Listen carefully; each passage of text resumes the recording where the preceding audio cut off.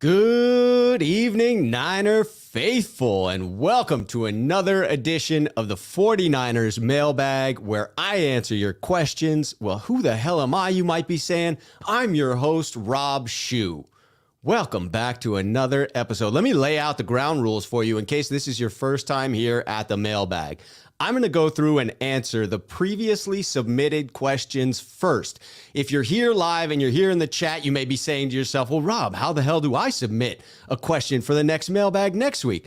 Let me tell you how you submit those questions. You got three options on how you want to reach out to me. You can follow me on Twitter at the left shoe right there. Hit me up in the DMs. Throw me a question directly on the feed on Twitter, or hit me up on YouTube. Put a comment in this video below. Reach out to me directly on YouTube. And lastly, the best, most assured way to get your question in, email me. Email me at 49ersmailbag@gmail.com. Either way, I'm going to get to those questions, and we have a bunch of those questions to start off tonight. If you're here live in the chat, throw your questions in there, and as soon as I get through those first questions that I'm answering for previously submitted, I'll go through yours. It helps me out if you can hit me in the chat with @Rob Shue. It makes it easier as I go back through to hit your questions live for sure. I see a couple of them popping in there and a couple just saying hello. Bryant, I see your questions in there. I love it. I see Interrupt saying, what's up? Yo, what's good? Richard, thank you for the congratulations on hitting 1,000 subscribers on the YouTube channel. It absolutely is a big deal. Absolutely. Bryant's got questions. I see him in the chat already. I'm fired up to have you guys here. Let's jump into our first question to get this thing rolling, shall we? The first one comes in to us from a Gmail submission. Jacob G coming in on the email to 49ers mailbag at gmail.com. And remember, Jacob was actually here last week on the live, correctly predicted the 2-score victory by the 49ers over Chicago. Little tip of the cap to Jacob here. His question was, how many more games do you see Jimmy G playing before switching to Lance?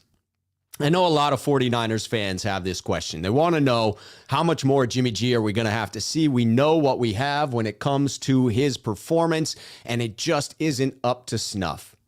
Well, I'm sad to report that I believe that we may see Jimmy G for the remainder of the season. And maybe I shouldn't be sad to report it, because I think if that's the case, it's because the 49ers remain in contention. And that's the basis for my answer here.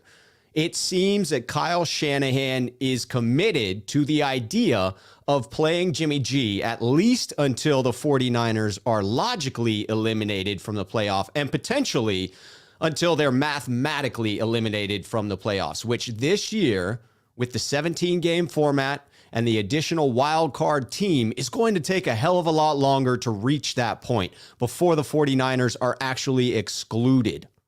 So it feels as if Kyle is committed to Jimmy until that point. It seems Kyle and his staff are still in preservation mode. Preserve the idea that this team is competing this year, not just into the future. Even if that's just realistically competing for a shot at a one and done in the playoffs. I do think Kyle Shanahan sees making the playoffs as a way to ensure his staff and the front office can be kept intact. Things could get ugly if the 49ers miss the playoffs, in particular, if they have a losing season this year. That would be 4 out of 5 losing seasons for Kyle Shanahan and his staff. It would seem that that could cost some people their jobs. And Kyle does, for better or worse, seem to believe that Jimmy's understanding of his own system is a better opportunity for the 49ers to get some victories than bringing in the very exciting, very explosive, but very green rookie at this point in time. I made the prediction early on in the offseason that before the season, it could still, and it still could hold true. I said that Jimmy would start 16 games. But I think that even though that's still the case, even though I predict Jimmy will still start 16 games, he's missed one so far to the injury. If he stays healthy, it could happen. I see him losing significant snaps over that time period. I think as you're getting toward the end of the year, you really need to be making sure that there's a solid connection, that Kyle Shanahan is wrapping his arms around the rookie and you're seeing progression at the end of the season. Really want to make sure that they take the next step and that next year, the 49ers get off on the right foot. Next question coming in from the previously submitted mailbag questions. Here we go. This one comes in from Aaron, 49ers First Takes on YouTube. Just got done doing a show over on his channel at the 3 o'clock hour. If you don't follow Aaron on 49ers First Takes, it was a great show. Go check it out. Subscribe if you enjoy the content. Aaron asks, are fans and the Niners themselves making too much out of the win over the Bears? The same problems still exist for this team. I don't think that this is a total overreaction by the fan base. I know that it was bleak after losing 4 games in a row. Let's just be clear that being a good football team in the NFL means that you can't drop that many games in a row. You simply cannot drop multiple games, one after another, let alone 4, where you've lost basically a quarter of the entire season, just spent losing week after week after week. So I don't think this was an overreaction, but because of that fact, mainly because I thought the total despair that we as fans felt was a bit misplaced as well. This team is a competitive team week to week. And they lose football games, yes, but how they lose also matters. And the score with which they lose those games also matters in forming accurate opinions of just how good or bad this football team might be. What remained clear to me, even during that losing streak, even as I was losing faith that this was a good football team, was that there is talent on this roster. It is a talented roster, and therefore the problems remain fixable. They were and may still be a bad team. Talented roster does not equal good football team because they can't seem to put it all together. They cannot have a complete game. They cannot put together 60 minutes of consistent football, 4 quarters of good football. They're constantly getting behind and down in distance, constantly with these aggravating penalties that you see on a regular basis, getting in their own way. For the team, this upcoming game, to me, is a perfect test, especially if Kyler Murray doesn't play, because that sets up for a trap game. That sets up for, it was going to be a real tough game. Kyler Murray's out. J.J. Watt is injured. All of a sudden, it's a bit easier, a bit more manageable. If the 49ers come out flat against a backup quarterback, you'll know that they drank their own Kool-Aid against Chicago. But if it is as I hope and as I suspect, that they regained a bit of the lost confidence against the Chicago Bears, and they reminded themselves of something that we as the 49er faithful knew about this team, that this is a talented roster, that this is a roster capable of competing against any team in the NFL on any given Sunday. If they regain a bit of that swagger, if Kyle can get back into his play calling bag and truly dial up what is needed and not outcoach himself, not get too cute, I don't know. Things could turn around pretty quick for this team. Pretty quick indeed. Next question that we had come in here via Twitter. Rich M asks, would you rather have Jimmy or Mahomes based on the way they are playing right now? I had to assume on Twitter, based on the fact that it arrived through that medium, and the question itself, I had to assume sarcasm on this one. So I got to go a little sarcastic in the answer as well. So we're comparing Jimmy G and Patty Mahomes here. The QBR for Jimmy, a stellar 47.3 to this point in the season. Mahomes, shining example of 56.7 on that QBR. I mean, both just really playing well this year. Touchdown to interception ratio, Jimmy maybe lagging behind a little bit, 6 touchdowns to 4 interceptions, striving for that 1-to-1 ratio, but not quite there. Mahomes, a little closer to that 2-to-1 ratio, 19 touchdowns, 10 interceptions. So close in passing yardage with Jimmy at 1,400 and Mahomes only at 2,300. Nearly 50% more than Jimmy G. But the real difference, and the reason I want to give the edge to the hometown boy here, is 22 carries for 30 yards with, count them, 3 rushing touchdowns for Jimmy G. 2 of those coming against Chicago. I mean, yes, Mahomes had 35 carries for 229 yards, but only 1 rushing touchdown. And it's rushing touchdowns that really count. Am I right? Am I right? Sure, it's only a 1.4 yard average for Jimmy per carry compared to Mahomes' 6.5. But it's clear based on rushing touchdowns that no, I can't. Even in sarcasm, I can't sarcastically make a case for Jimmy over Mahomes. That's an obvious answer. No question. Hope you enjoyed my thoughtful answer there, though. Next question comes in via Twitter as well from Moses P. Moses asks, what roster moves will we see this week? Which D lineman may be cut? Now, his actual question, I had to truncate it for putting it up on the screen, but I'm going to read the actual question here so you get how full and formed this question was by Moses P. He asked, who will be released, waived, sent down to practice squad before this week? Adding Omenihu brings our D-line total up to 12 guys, and Kittle will be back, plus Greenlaw and Wilson, at least one of those two. Which 2 D linemen do they cut off? It's going to be between Kerr, Givens, Hurst, and Key. Again, great question, Moses. Really complete. Love the thoroughness of that as you come in. Let me give you a thorough answer. As of yesterday, the 49ers gained 4 open practice squad spots. And how they did that was Kai Nassau on IR with the hamstring. I'm sure I'm butchering his name, but one of our backup cornerbacks with the hamstring injury went on IR. And they released Nate Gary, Jaquez Patrick, and Eddie Yarbrough. All 3 of those released from the practice squad. They made room for Charles by releasing linebacker Tyrell Adams from the active roster. And then the practice windows that open up this week are for George Kittle, which there is a reasonable expectation that Kyle Shanahan set today. He plays against Arizona on Sunday, so he'll be back.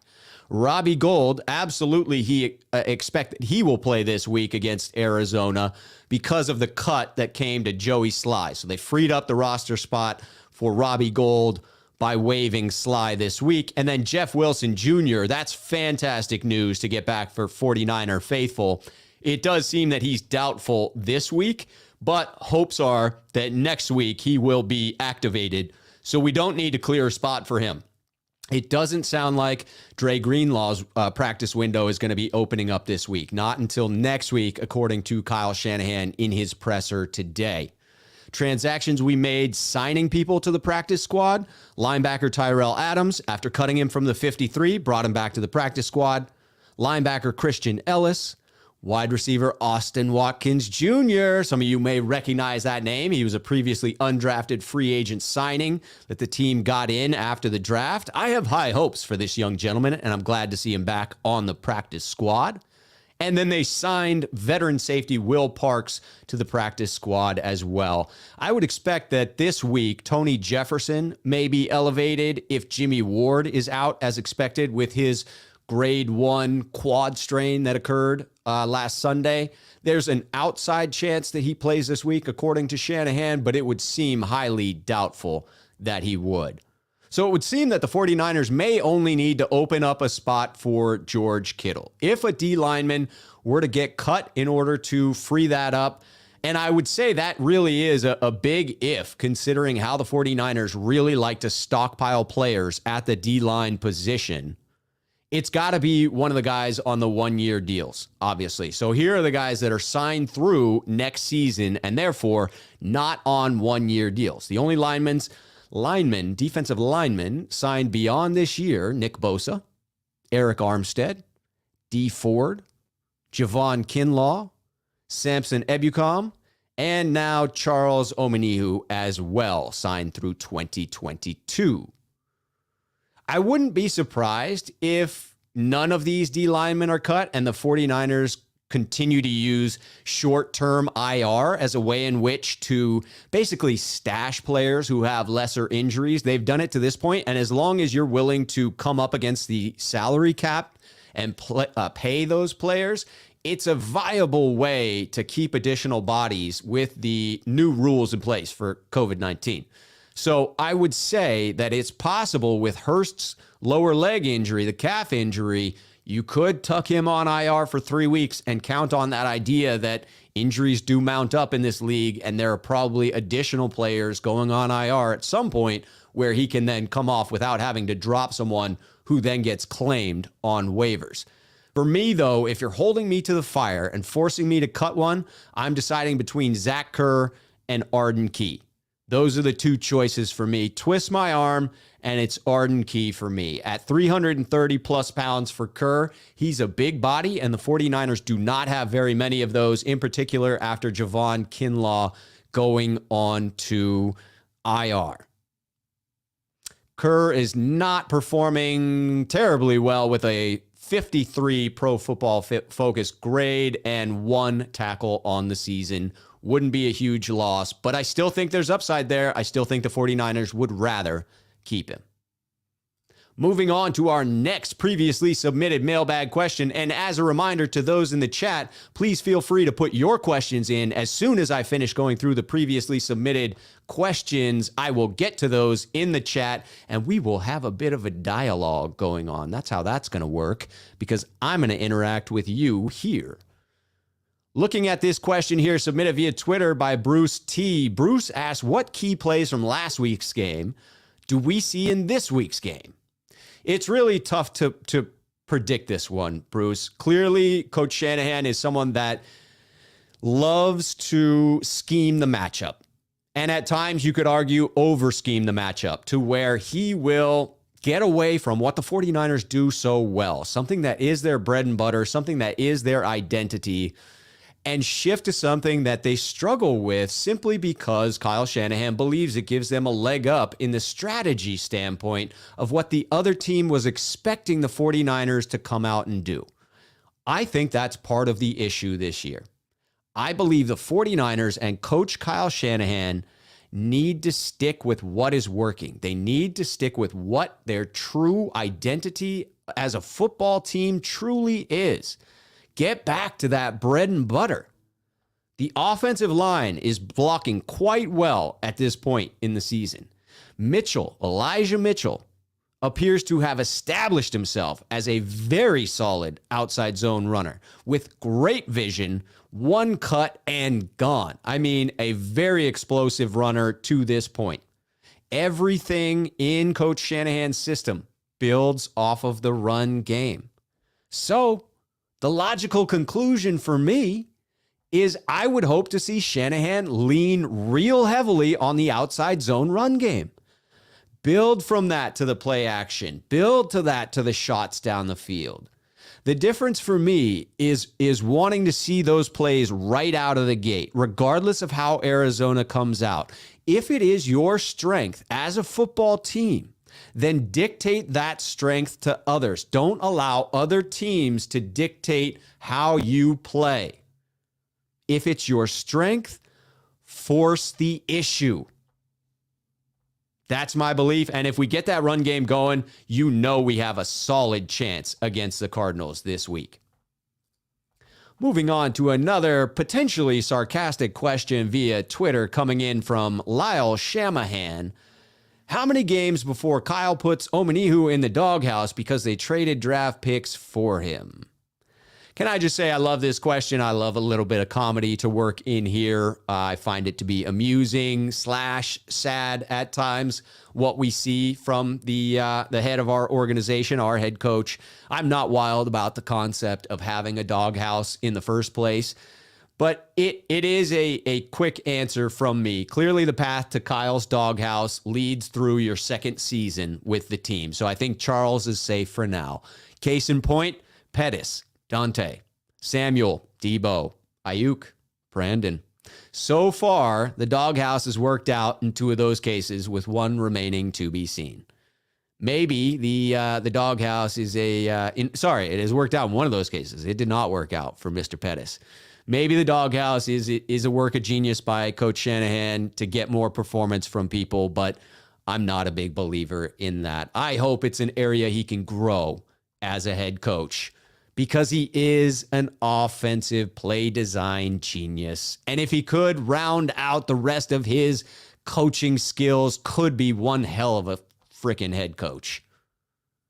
Moving on to the next previously submitted question. This one coming in via Twitter from the great state of Hawaii.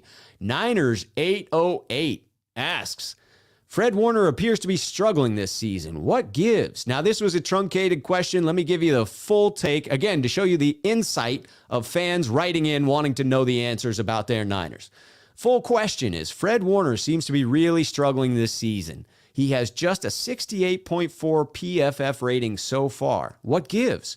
Was last season just an anomaly for him? It's the only year he's had above a 70 PFF grade. And this is just who he is?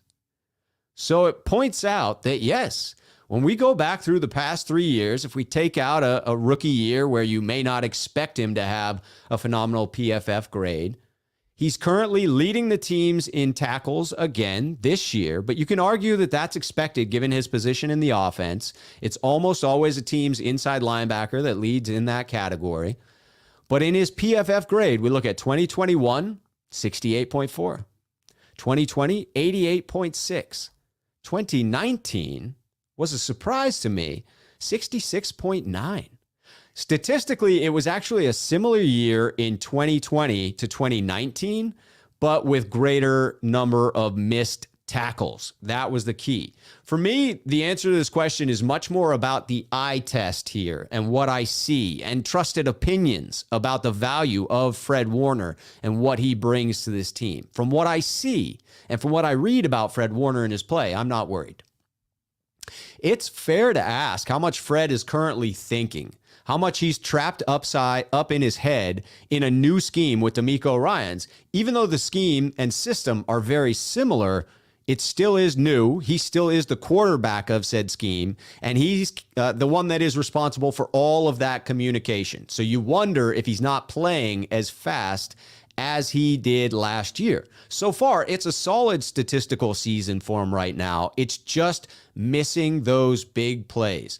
I do think it's fair to criticize Fred Warner for missing those big plays because of the size of his contract, because of the fact that he became the highest paid inside linebacker in the game for a brief stint this offseason, and because the other guy who then trumped him in that regard and took the biggest contract right after Fred did, Darius Leonard, is coming up with those game-changing plays. Look for Fred Warner to try and implement some of those peanut punches that we're seeing from Josh Norman, and hopefully can pull down an interception at some point in the near future. Next previously submitted question comes in via YouTube from Niner Sickness. Going to be going on with Niner Sickness on his channel next week, next Tuesday night. Asking about, is DeMeco Ryans the right choice for the defensive coordinator job? My short answer here is yes, but my enthusiasm on it changes from week to week. If you had asked me after the Green Bay game, where it seemed like there were zero adjustments, that DeMeco Ryans had no answer for Bosa getting chipped on a regular basis, I would have been less enthusiastic about it. After weeks 4 and 5, I was singing his praises constantly. But now I'm left with questions again. The last couple of weeks, not quite as spectacular. As you might expect, though, it's been an up and down season, and that's to be expected for a first-time defensive coordinator just getting his chops here. But I've seen enough positives to believe wholeheartedly that he is the man for the job, and players seem to really love DeMeco Ryans.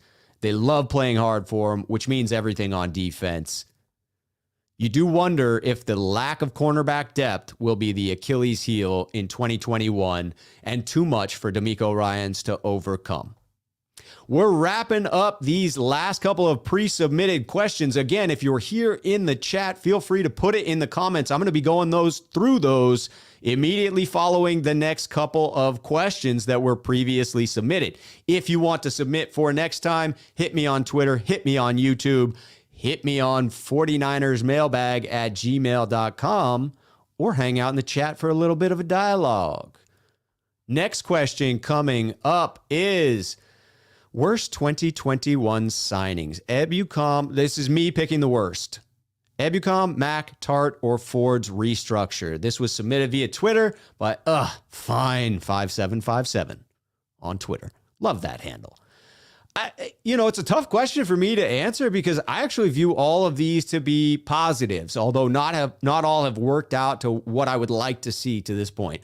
Case in point being the Samson Ebukam deal. That was a 2-year contract for $12 million. He has been struggling. I will admit to that, but he did have the hamstring issue early in the season, and you have to think that impeded his development within this system.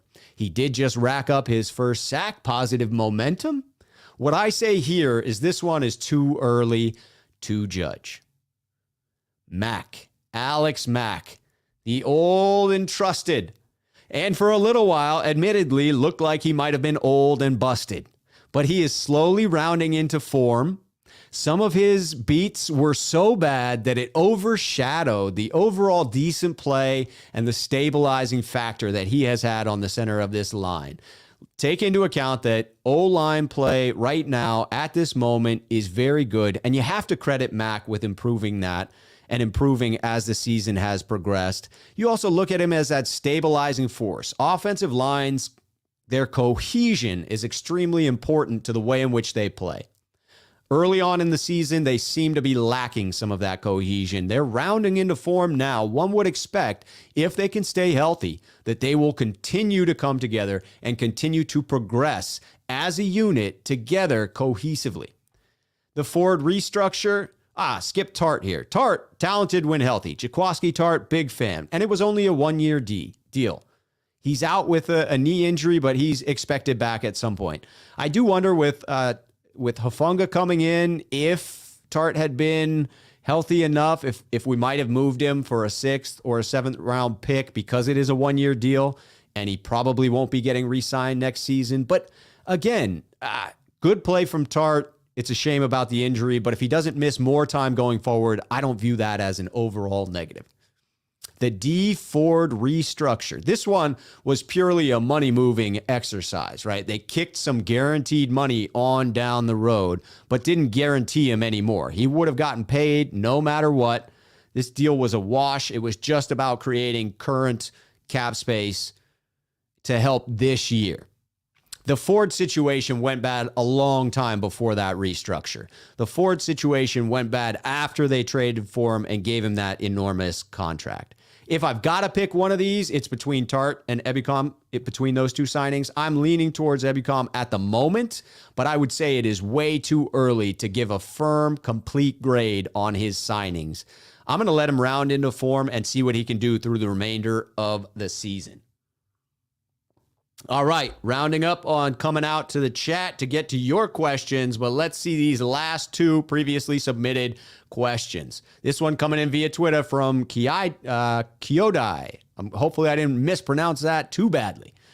What do you think of Kyle's decision-making during the games thus far? He called out 6 specific things. Taking out starters too early, guessing that was in the Lions game. Punter to kick important field goals, basically implying that we probably should have gone for it on 4th down. Not using any of the 3 timeouts to better set up his D versus Green Bay. We know how that turned out. Bad challenges. I can think of one bad challenge in particular, pretty glaring. Tons of Trey Lance runs through brick walls, getting him hit constantly. And so many 4th down attempts when only down 3 points. Must have been speaking about Arizona there. It's hard not to criticize Kyle Shanahan based on that list of errors that you just went through there. For me, this is one of the weakest areas of Kyle's game is the in-game stuff. His ability as a head coach, those things that we traditional view as core head coach traits. The solution to me is clear. He's got to get some stuff off of his plate. He has too much going on. He is wearing multiple hats. He is wearing the offensive coordinator hat. He is wearing the head coaching hat. And he needs to empower those leaders around him like Mike McDaniel and other coaches within the staff to help him and to lighten the load. And until he trusts his assistants to do that, it's fair to assume he'll continue to struggle here. It's time to give up one of those roles that he continues to hold on to, maybe allow Mike McDaniel to do the play calling, at least for a little while. Because I don't know that you can say Kyle's definitively the best at it anymore. Mike McDaniel laughed at that in the preseason. I don't think it's a laughable suggestion anymore. This last one I had to throw in here because it was very reminiscent to me of a question that used to be asked to Matt Barrows in every mailbag, and maybe still is for all I know. And that was around transitioning people to play safety. So I put this one in because now our Achilles heel is absolutely cornerback. So Kyuga Kaluga via Twitter says, does he play corner? I love it. It reminds me of that joke with Matt Barrows, who I'm a huge fan of. Today, we're applying the question to our new acquisition, Charles Omenihu. Charlie, he's got the wingspan of a freaking condor. Look at the picture that I put up on my channel as the thumbnail for that video of who is Charles.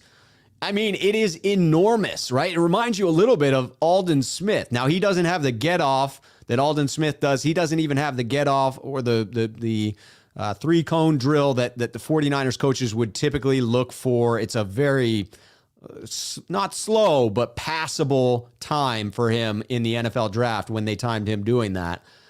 But he could be, as a cornerback here, right, with those wings, it could be pass breakups all over the place. Doesn't quite have that speed needed to cover on the edges, but man, he would be a beast in run support. Does he play corner? No. Could he? Probably not.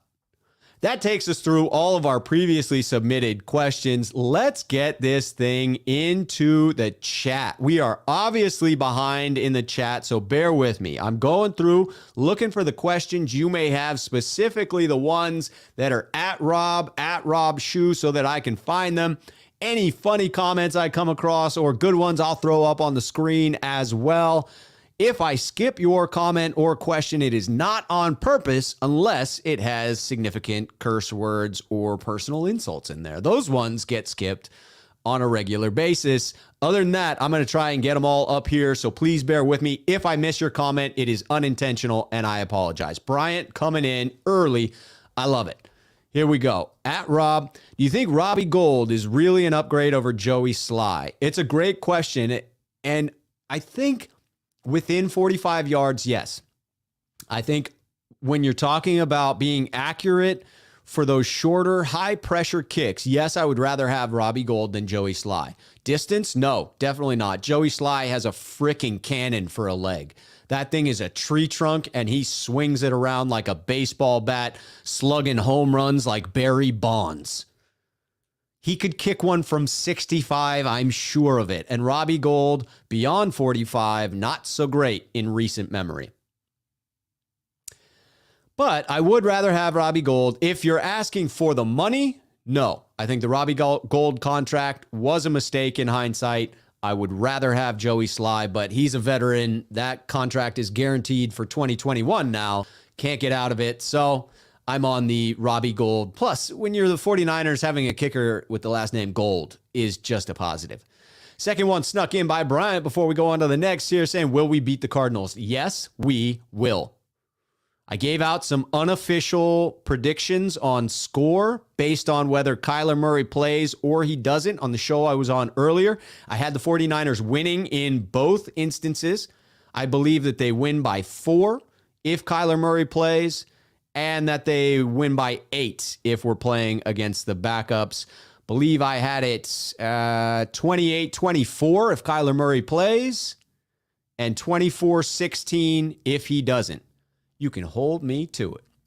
Richard coming in with the congratulations on 1,000. I am stoked about that. Really stoked about that. Absolutely. Interrupts calling out, yes, great to see Jeff Wilson Jr. return.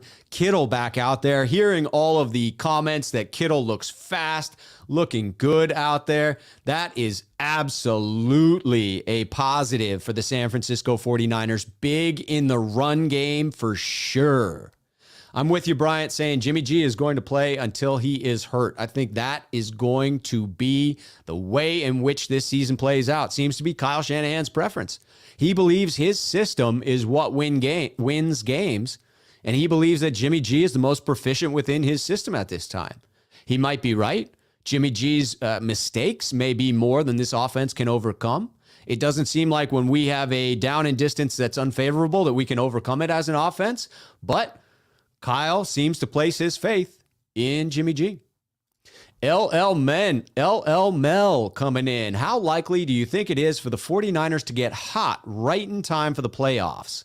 This roster is loaded as they get healthier. It reminds me of the Giants when they won the last 2 Super Bowls. LL Mel, I love this question, and I love the potential optimism that lies within it. I think there's every chance that the 49ers get right at the right time. If they invest in their young rookie quarterback and continue to get him snaps. Now, I understand he probably got 0 snaps coming into Chicago because he was not 100%. He was coming off the knee injury and didn't get a full week of practice. Wasn't there when game plan was implemented, was limited for most of the practices throughout the week. So I'm glad that he didn't get snaps there. If Trey's not 100%, his development is paramount. But as he is healthy going forward, you've got to get the rookie snaps, give him confidence.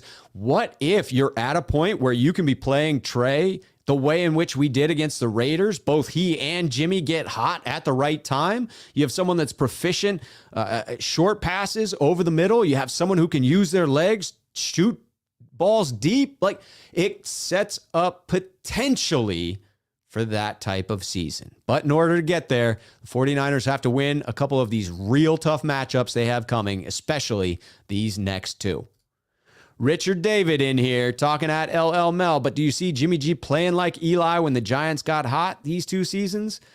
I don't think he can do it alone. It would need to be a combination of the 2, Jimmy and the rookie. Bryant back in. This team doesn't have to be perfect, just needs to get hot at the right time. Absolutely. And I agree with the comment that Colt McCoy isn't a scrub. He can play. I don't think it changes what the 49ers need to do on Sunday. All right, Kyodai, here we go. We might be related. We got the same last name. Nice.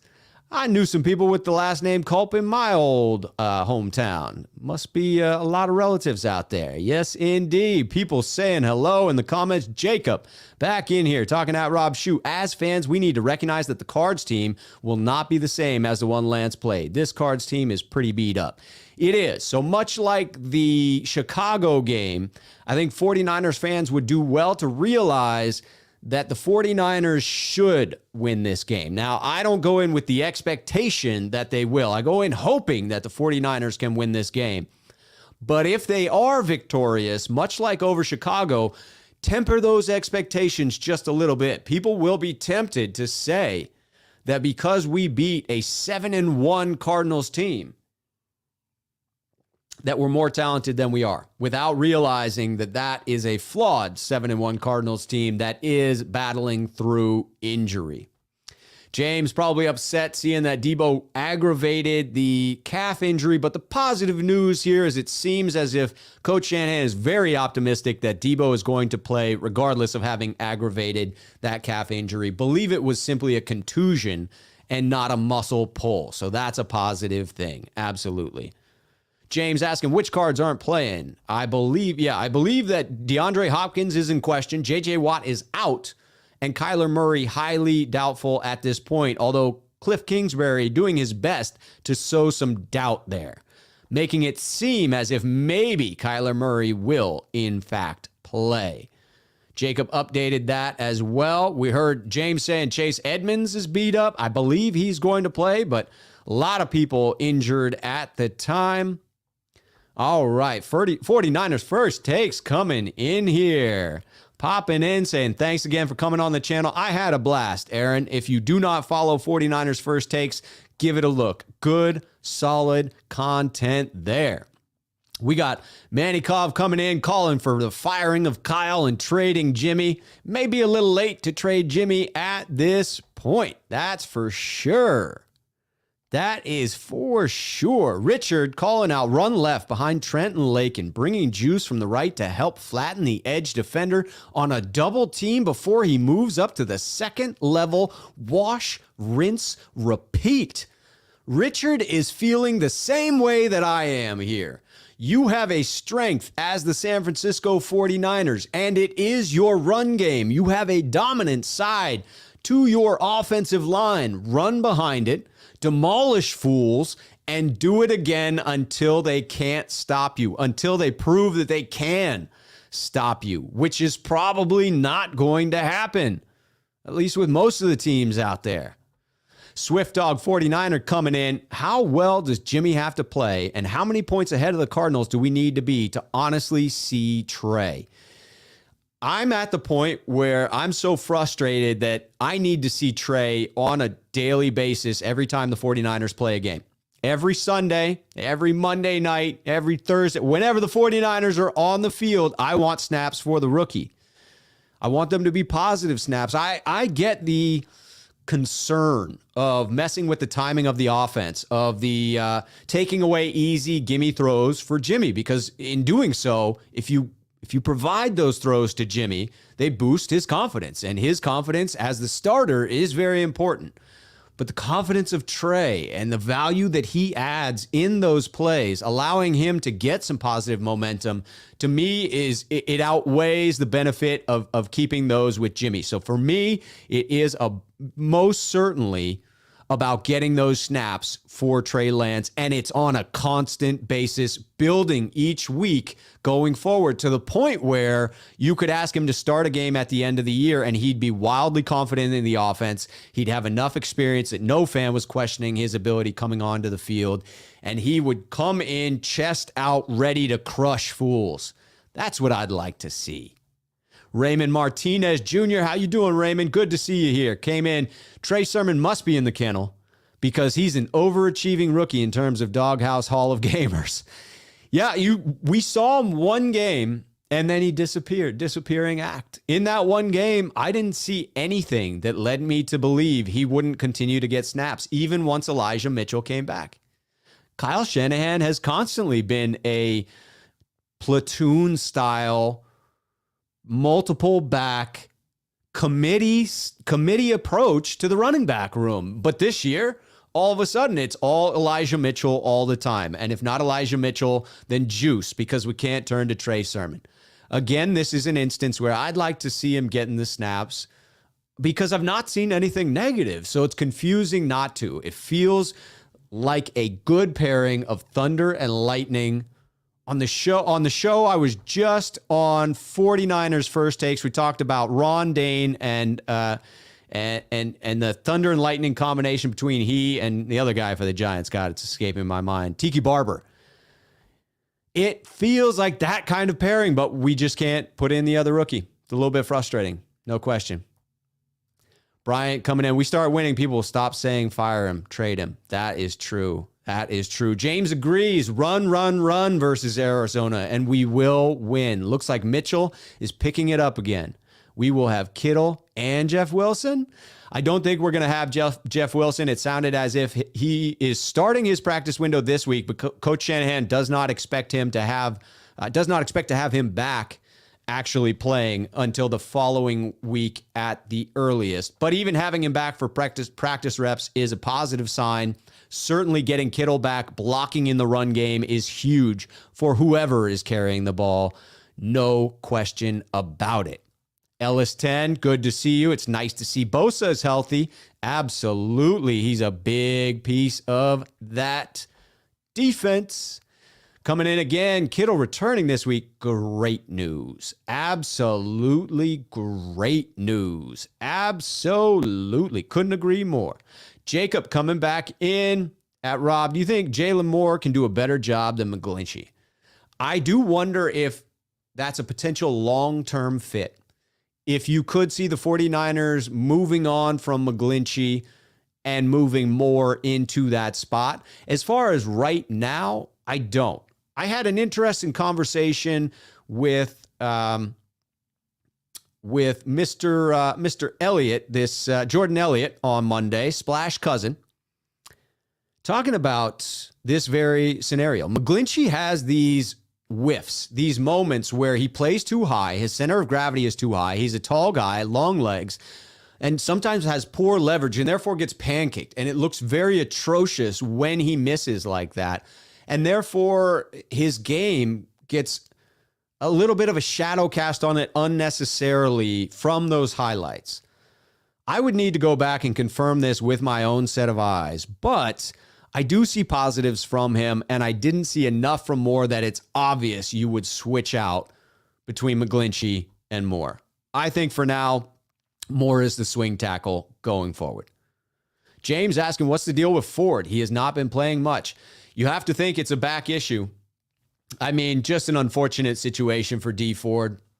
You wonder if he'll ever be able to regain the form that he had prior to the injury, prior to the 2019 season.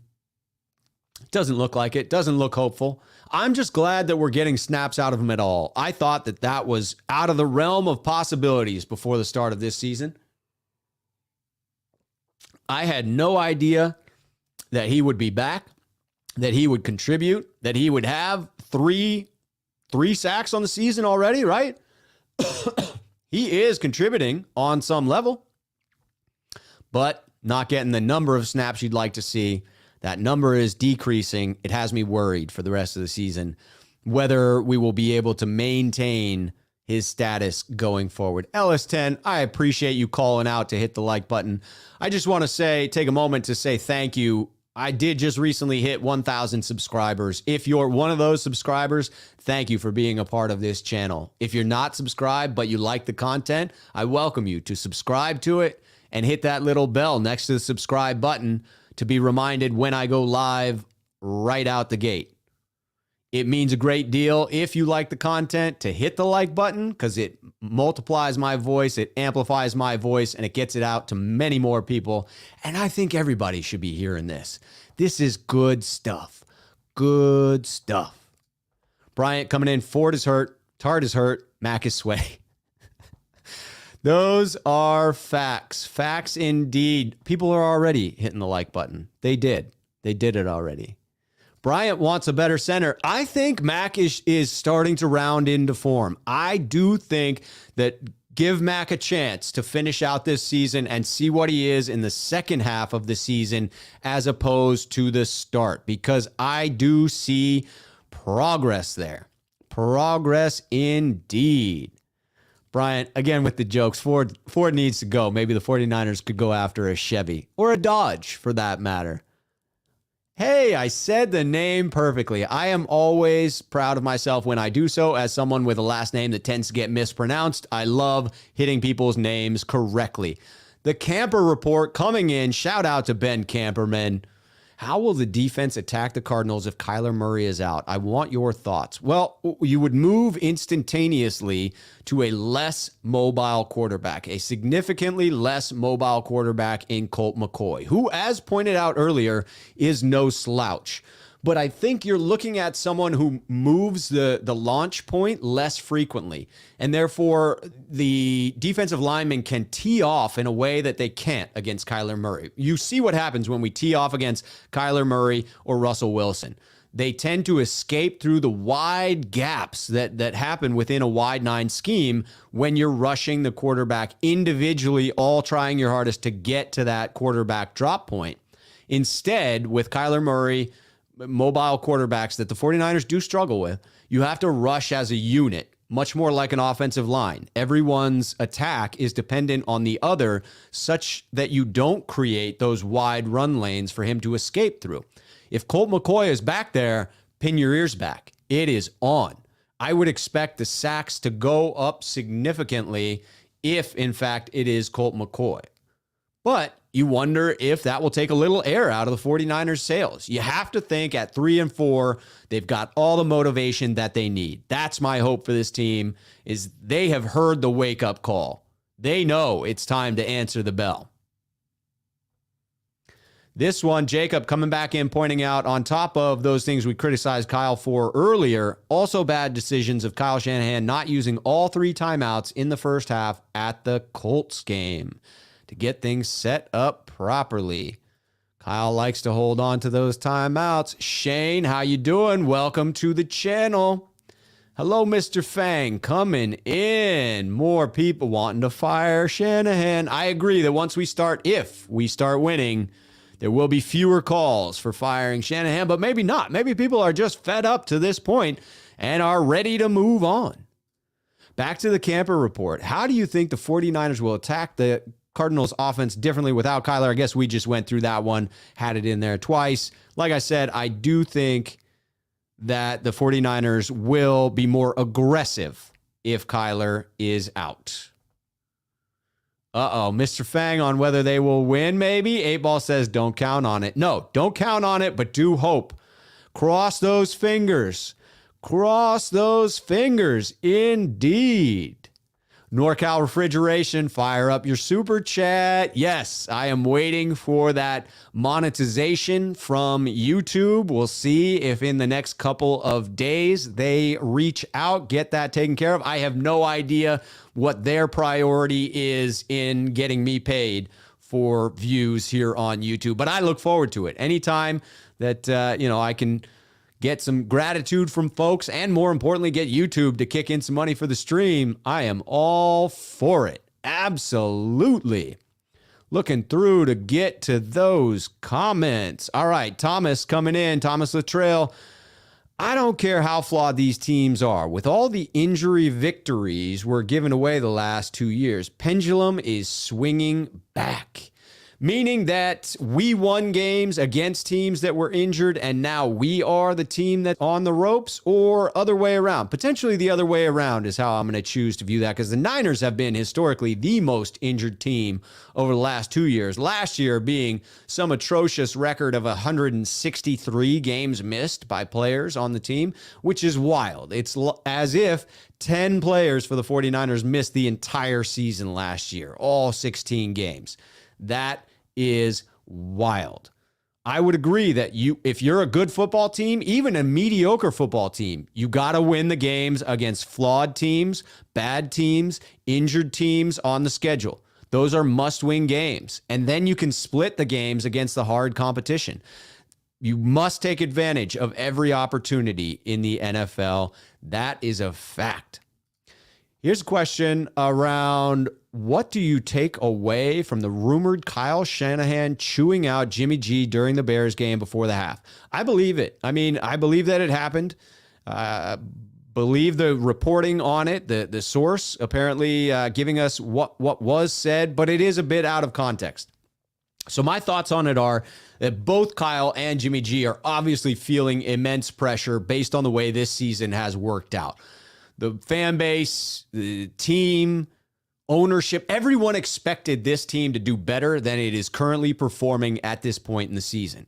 On top of that, they were not performing in that game. It was looking like maybe the 49ers were going to cough up a winnable game to a very beatable Chicago Bears team and go into halftime feeling quite demoralized. So tempers would have been at a significant high point right then and there. Add on to that the body language Kyle Shanahan consistently shows when frustrated with Jimmy G. Jimmy will throw one of those picks to a linebacker that looks as if he's targeting the guy from the outset.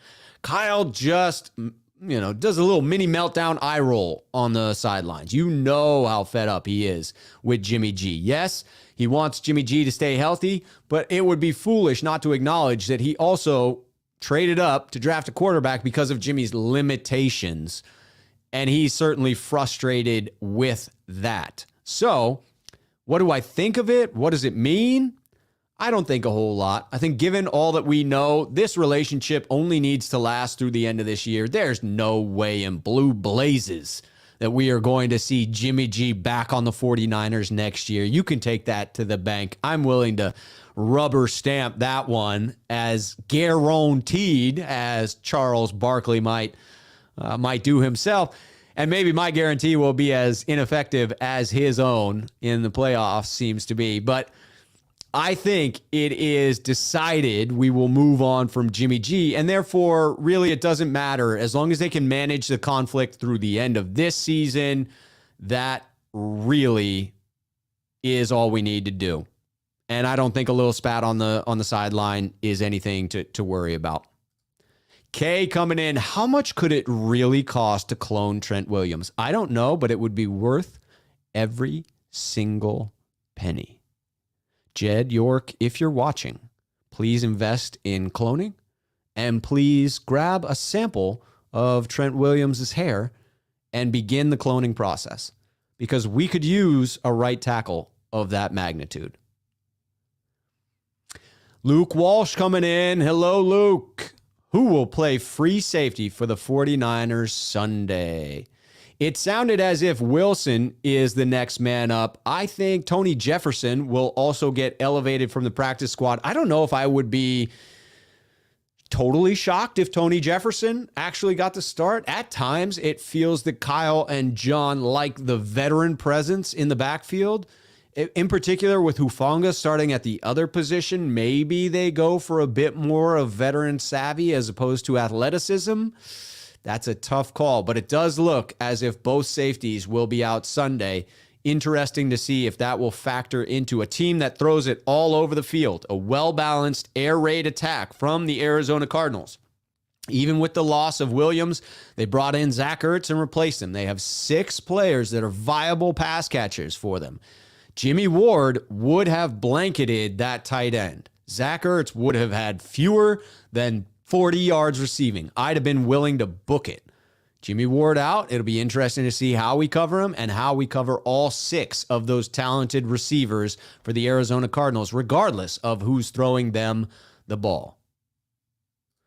Armchair QB1, I like the dissension here. This is to my earlier comment about making sure that we get Trey Lance significant snaps going forward.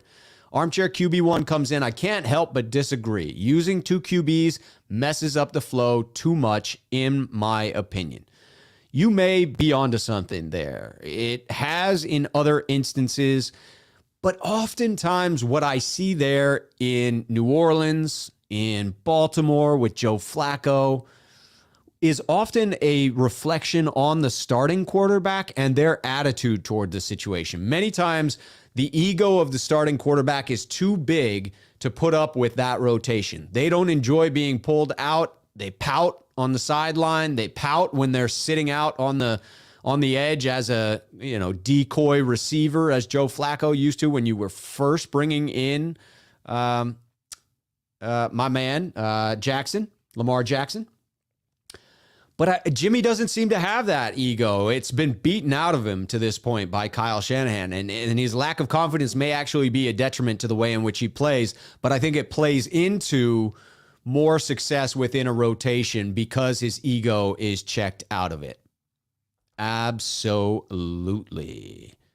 Kay coming back in. I love Mitchell and Mostert when he's healthy, but do you think the Niners need a dump truck like A.J. Dillon to go along with all the fast guys? I do. I just thought they had it in Trey Sermon.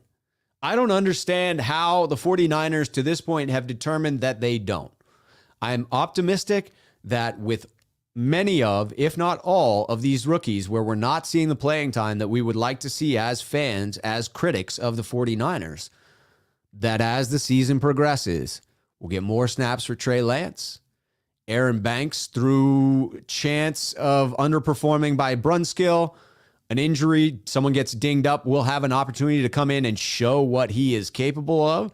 That Trey Sermon can actually get a few more carries, even if Elijah Mitchell stays healthy. I don't know that you'll actually see Ambry Thomas, but Diamador Lenore, I'd love to see him back on the field. It's confusing why you brought in so many journeymen and placed them above a guy who appeared to be playing well.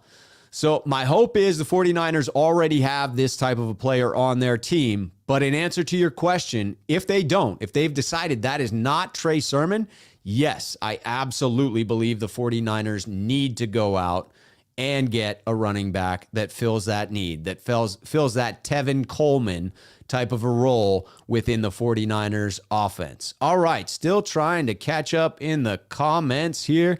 Let's see how far behind we are. Only about 15 minutes.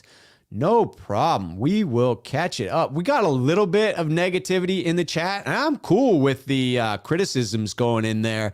I'd appreciate it, though, if people not really spam in the chat, because it just makes it harder for me to find the comments that I want to read in there. It's a polite request from me to you, not meant to be any shot at anybody. All right, let us see the next question coming in. No, here we go. So, Mr. Fang, Shu won't read mine because I'm a negative Shanny. Hate right now, LOLOL. So let me clarify on this point. I love the criticism, and I think it's warranted.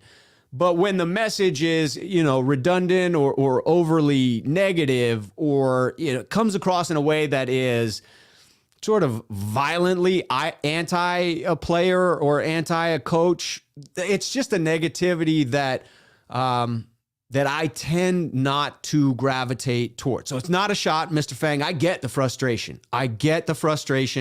I hear you.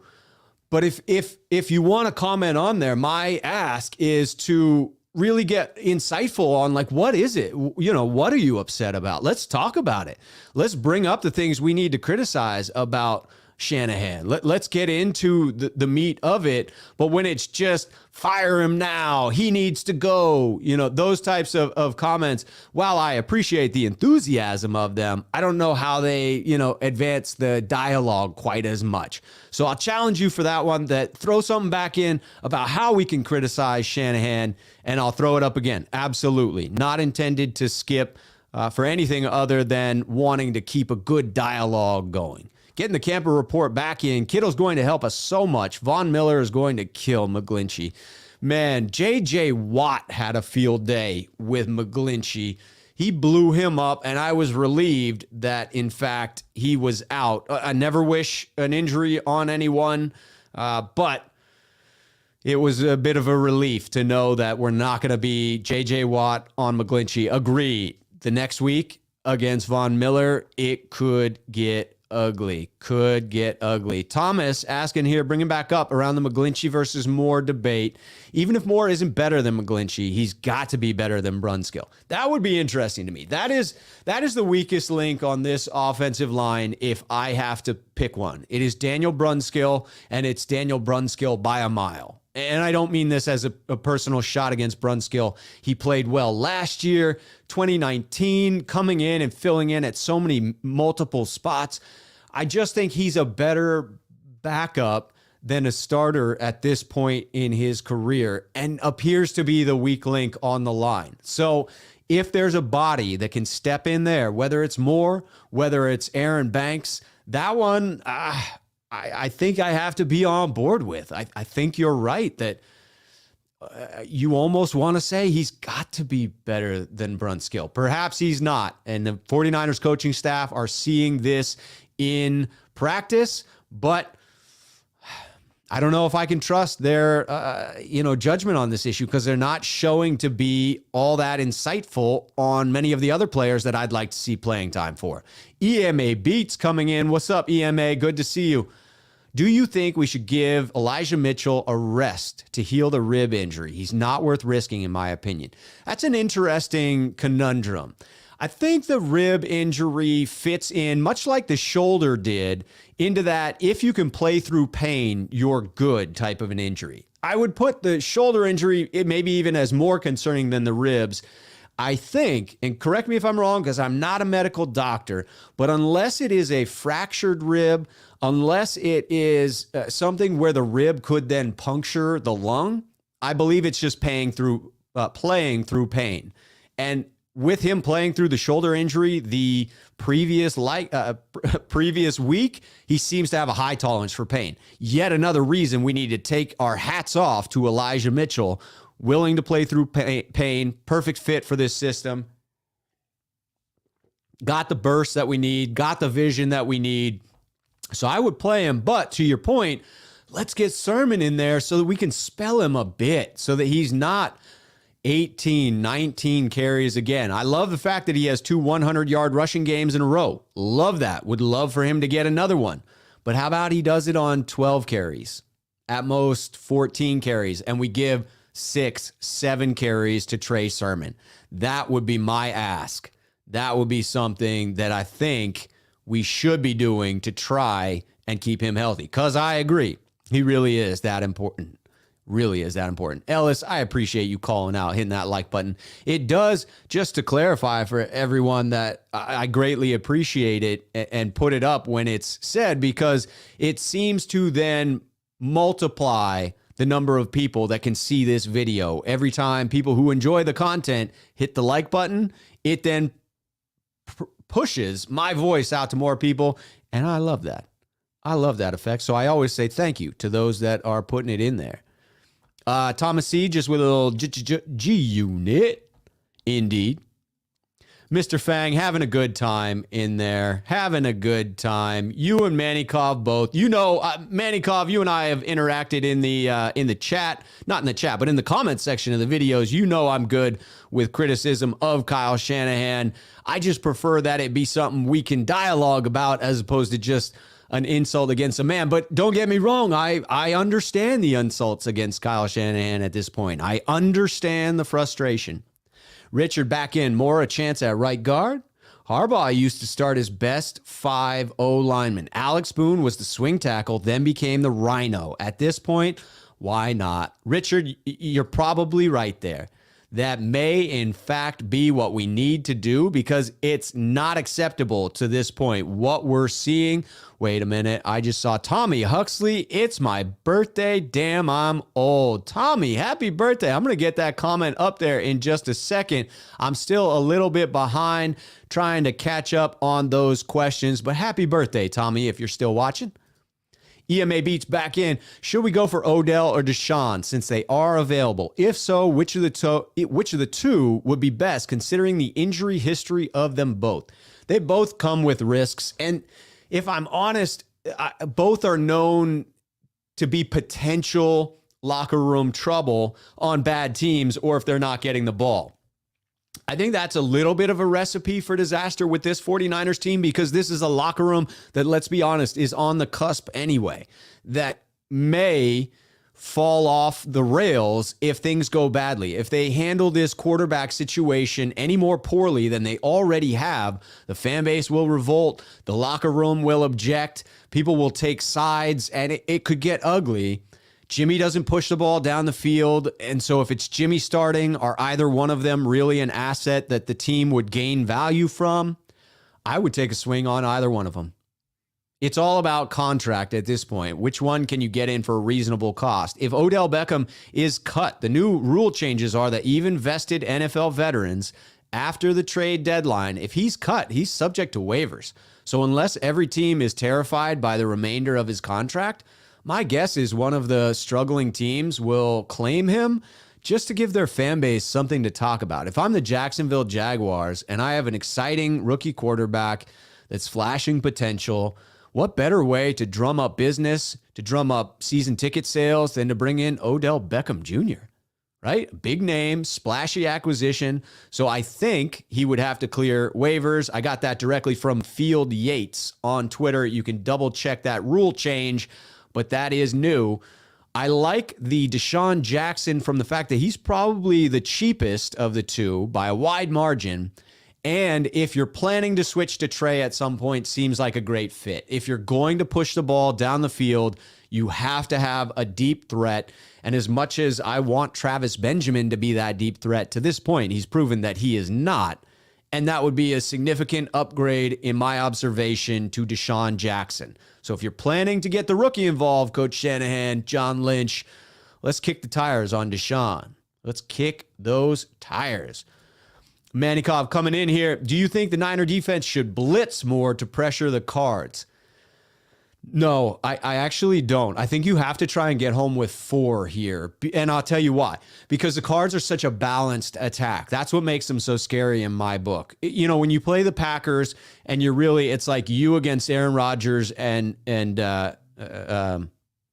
frickin' Geez, how am I forgetting his name on the outside? But you all know who I'm talking about in my Pally graduate there, Pally alumni. Getting it out there to his talented Davante Adams. Geez, Louise. Sometimes the gears just stick up here. But Davante Adams. So then it's like a two-man game. You're trying to shut them down. And so it's all about let's sack Aaron Rodgers. With the Cardinals and this air raid offense, they legitimately have 6 viable receiving options, which include Edmonds coming out of the backfield. Now, if one of those options is down in D-Hop, that changes it a little bit. But I think you have to hope that you can get home with 4. And I also think the 49ers have 4 rushers that are capable of it. That's why we built that strength. Time for them to deliver. Right, Manny? Time for them to deliver. So I say try to get home with 4. I think you make yourself very vulnerable to the air raid attack if you have to bring more than 4 on the rush. EMA beats. Should we go for Odell or Deshaun since they're available? Got to that one. Had to make sure it was in there. Jamie Bryant coming in. I think Charles Omenihu would be a good addition to our team. It will open up Bosa to attack quarterback faster. I hope so. He has the most quarterback. He has the best rating of rushing the passer on the team now, right behind Nick Bosa. If you look at the PFF rankings, he would be ahead of everyone else on the team. He has 3 quarterback hits on the year already, 0 sacks, but 3 quarterback hits, 7 sacks on his career. But a lot of quarterback hits last year. And I heard Jack Hammer say this, and I agree with him, that pressures are very subjective. PFF goes off of quarterback pressures. And when you see the number of pressures they assign on any game, if you go back and watch the film, sometimes it's hard to match those two up. Sometimes it seems like they may be fudging those pressures one way or another. You know, it's just some intern there watching film, deciding if it was a pressure or not. But a quarterback hit is undeniable. A quarterback hit is a quarterback hit. You either got that quarterback onto the ground, physically accosted him, or you didn't. And therefore, I do think that the fact that Omenihu had a significant number of quarterback hits last year, but was unable to get the sacks, that could turn to bear fruit this season. So I'm optimistic. He gives you flexibility of playing outside, but he's a tweener size, weighs, I think, 270, 280, I think is what he weighs. And so he can shift inside on the pass rush downs, interior rusher on those pass rush downs, much like Eric Armstead. Could be a very beneficial piece, give us a lot of flexibility, which the 49ers covet along that defensive line. They love having flexibility so that they can bounce players around and rush them from various positions. Mr. Fang coming in clarifying, saying, don't mistake me for a troll. Okay, I appreciate the clarification. I promise I am just ready for a new regime. Also, always go Niners. Mr. Fang, thank you for that comment. I truly do appreciate it. Manny Cobb coming in. Rob Shue, you need to have more weekly chats like Grant Bananahan. Hey, man, I am definitely building the content on the channel, and the more people eat it right up, the more I will be serving. That is for sure. Bryant coming back in. Rob, do you think the Eagles would like to have Andy Reid back? Winning a Super Bowl changes everything. Yes, it does, doesn't it? That's one of my fears, and I get that it's irrational, and you can criticize me for it, but one of my fears is that Kyle Shanahan's problems are fixable, that he is a genius play design specialist. What he did against the Indianapolis Colts with those designed misdirection runs during the scripted period of the offense, genius. You can see it. Go back and watch it if you need to. If you've forgotten just how genius he can be, watch it. Then proceed to watch the drive after that, where he gets in his own way, outcoaches himself, and switches to throwing the ball exclusively, bunch of incompletions, 3 and out, and there we go.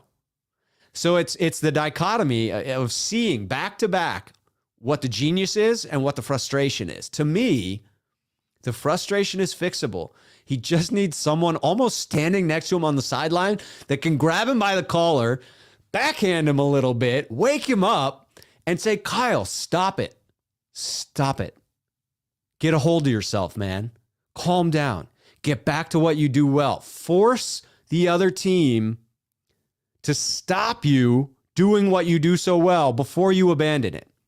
That's the frustrating part. But again, It feels very fixable. It feels like something that Kyle could wake up one day and realize he's been doing it foolishly for some time now. EMA back in. Rob, are you looking forward to Austin Watkins coming back? I was excited about his potential and honestly saw this re-sign once he's healed.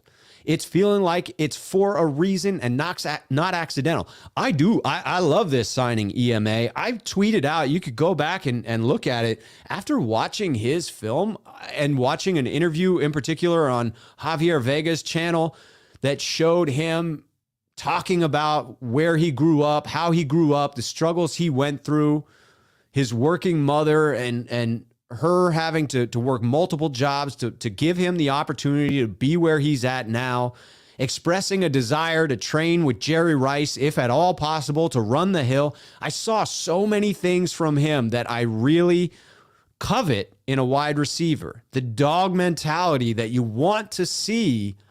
He did appear to have a little bit of that undersized, smaller division school, didn't have the bulk needed to beat press coverage.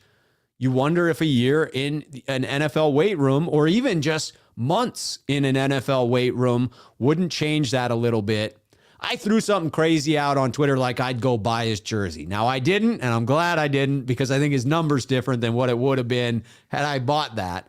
But I'm excited about it. I think this is a gem, a potential gem. And EMA, I'm right there with you that this isn't a deep room of wide receivers on the 49ers. Sanu seems to be stepping up, really taking hold of a veteran role within that group. Seems to be a quiet, non-vocal, physical leader within that position group. But other than that, their depth is shallow. And if Jalen Hurd, bless him and hope he comes back from injury, but it doesn't look like it, another wasted year, you've got to find some talent somewhere. Got to find it. Could be Austin Watkins Jr. All right. Mr. Fan coming back in. Exactly, Shu. He traded up. Let's not forget, he traded for a bench warmer. He did, but it's an incomplete at this point. If you're grading the move, it has to be an incomplete. You can't pass. You can't fail. You can criticize, though. The criticism is very warranted.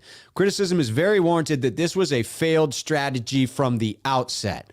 That at the beginning of the year, in the offseason, the 49ers sold us on a bad bill of goods. They told us that they could keep one foot on two different boats. One boat that was focused on winning this year, not just playoffs, but Super Bowl bound. And another boat that we were simultaneously going to ride in that was going to project us into the future. Clearly, neither one of those things seem to be happening right now. Neither one. Both the things we were attempting to do seem to be failures at this point. So the criticism of that is 100% warranted. Absolutely warranted. Here we go. Some more criticism that I like. Manikov coming in. Kyle, Jimmy, George, Fred, and Trent are taking most of the millions of dollars of contract, and the Niners are mediocre? How can any NFL owner allow for this? Let me go through those individually. I'm thinking you're saying Kyle Juszczyk, obviously, because we're talking about the millions of cap dollars, I think. Jimmy G, correct. Atrocious contract given out too soon after his success in 2017. Fred, down year in that he hasn't had the turnover-worthy plays, no interceptions, no forced fumbles, no sacks, but solid statistically otherwise. I'm in a wait-and-see mode there, but I get fans' frustrations. Trent, I feel like you can wonder about the back end of the contract, but that's money well spent in my eyes. That having that anchor left tackle, watching him demolish fools is well worth the money, and it's Jed's money anyway. But there's so many other misses compounding what you're saying here. I agree that Jed York has to seriously consider roster construction on this team and the personnel decisions that have been made. I tend to think that, especially with John York coming out and planting his flag about how the draft is his and how he controls those decisions, I think he put his name on the chopping block there. And it would seem that that could be the person who, if things go badly, ends up losing his head. Here it is, Tommy. Tommy Huxley. It's his birthday. Everybody wish Tommy a happy birthday, man. Another year older. I can relate. Mine was a couple weeks back. Scorpio. I think that makes Tommy a Scorpio. Here we go. Let's find some good comments here. Let's get it in. EMA, appreciate you talking about hitting those likes. Always a positive. Always appreciated. Always appreciated. People giving Tommy some love. The happy birthday. Okay, Rick Muniz coming in. Appreciate it, Rick. Good to see you. Asking the question, do you believe the rumors that Jimmy almost got benched at halftime against the Bears? I don't know how close it was to the benching. I believe the story about the conversation that took place, and I could see a scenario where it wouldn't have taken much more poor play from Jimmy in order to get him benched. Because at some point, you are at least out of playoff contention hope, and at some point, you're mathematically eliminated too. And before you reach that point, the focus should shift. I get it. Kyle is trying to save jobs. He is trying to save careers. At the same time, I do think that the priority should be the development of the rookie on some level. No doubt.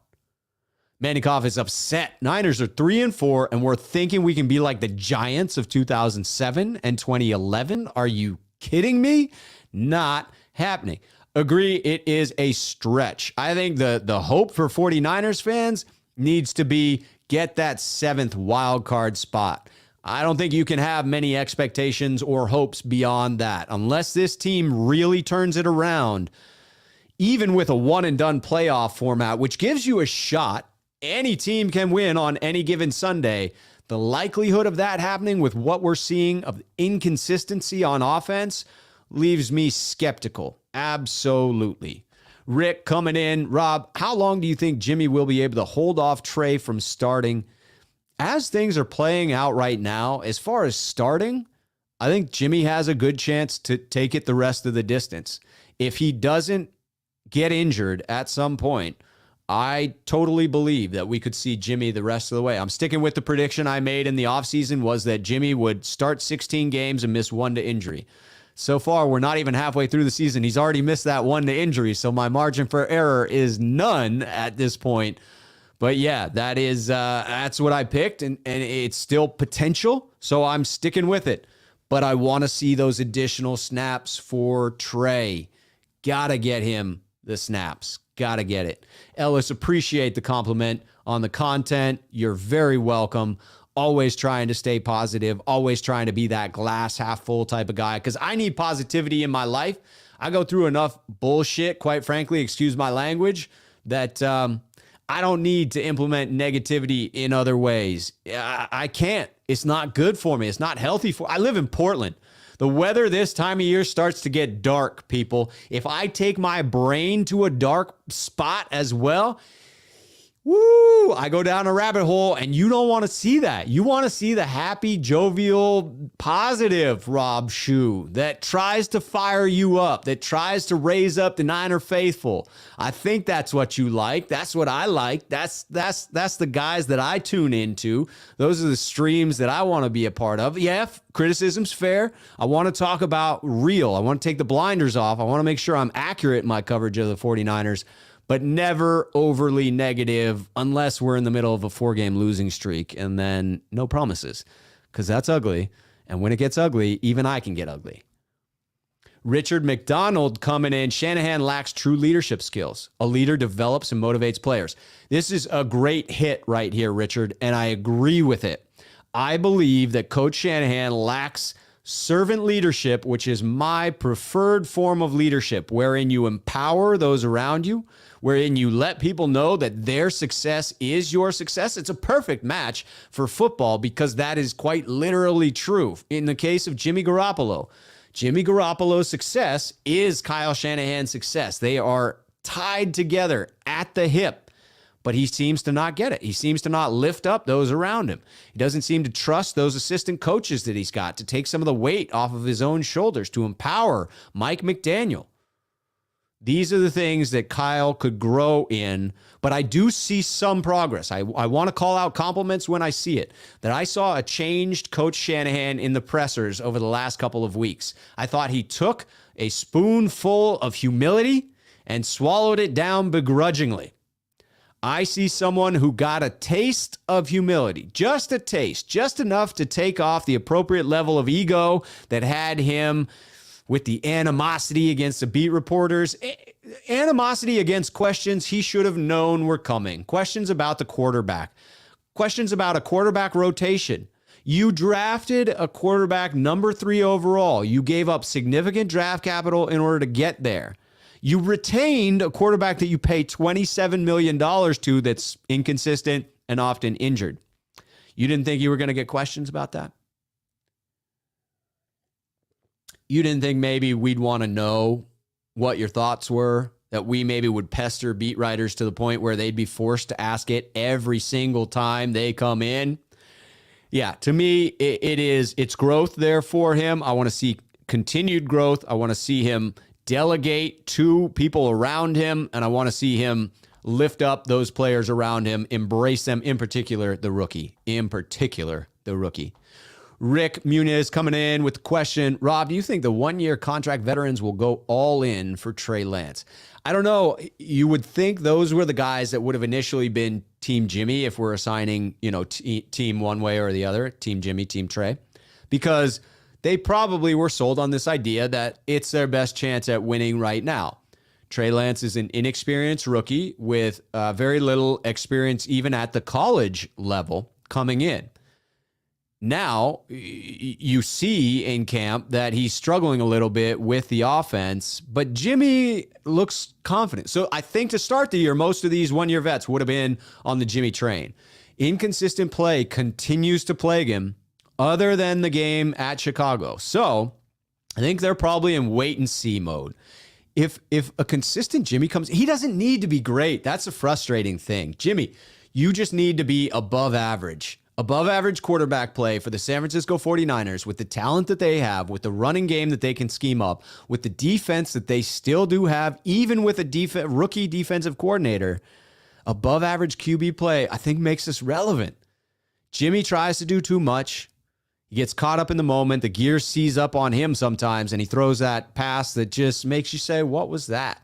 What was that? If he can avoid that, I think more of the one-year vets stay with Jimmy, because it is reasonable to think that they believe his confidence, his operation within the system gives them the best chance to win.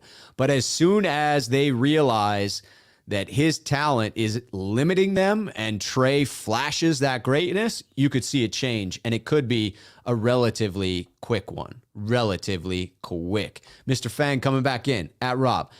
I think you do a good job on reading the negatives already, but if you want specifics, time management. I think Shanny is terrible play caller, terrible at picking good players, ego issues.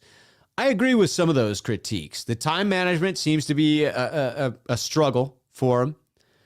Play caller, yes. Play designer, though, no. Play designer, great. And there were flashes, seasons where he seems to be on with play calling, but it's not consistent. So I'll give you inconsistent play caller, absolutely.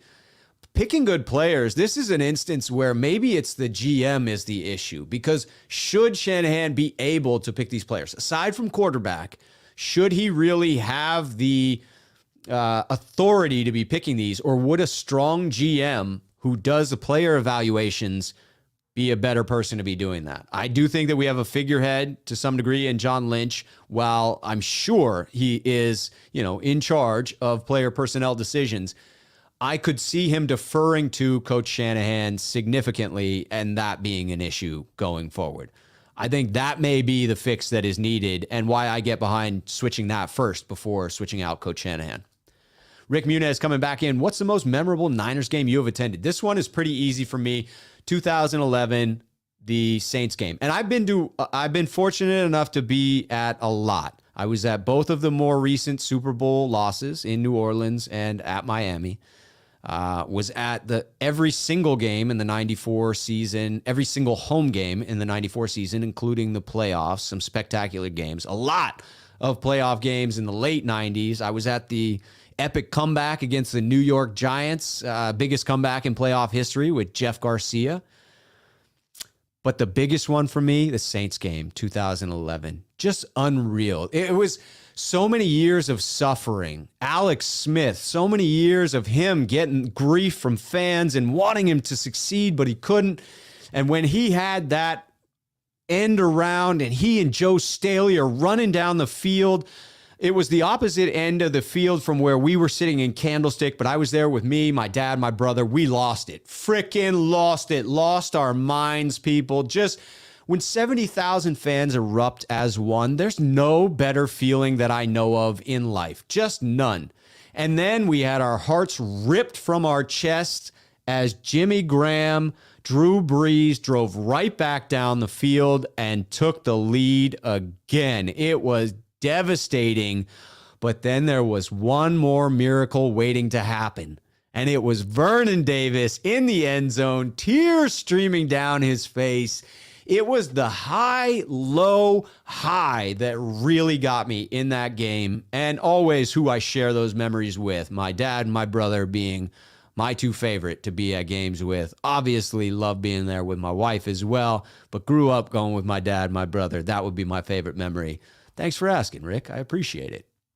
Richard coming in, talking about Wilson should be back to help with the running backs. Yes, probably not this week, but should be back in next week. That is big. Absolutely big, Niner faithful. All right, we're trying to catch up here, trying to keep constant. Here we go. What need is most pressing? Coming in from K. What need is most pressing to use the second-round pick on in the 2022 draft? I got to think cornerback. It's about time we spend a high draft pick on a freaking cornerback at this point. Don't you think? Hopefully, it's a talented field. Fingers crossed.